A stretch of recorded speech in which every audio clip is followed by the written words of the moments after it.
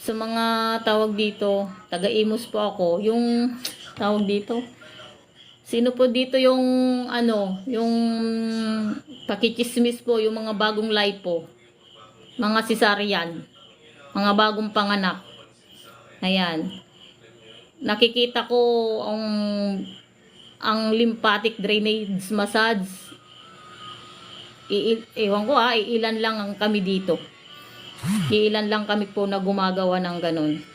Yung mga case na ganun guys, mini home service na kayo guys. Ayan.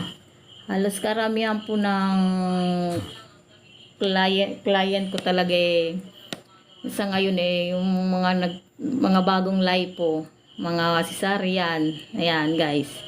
At ngayon yung mga bagong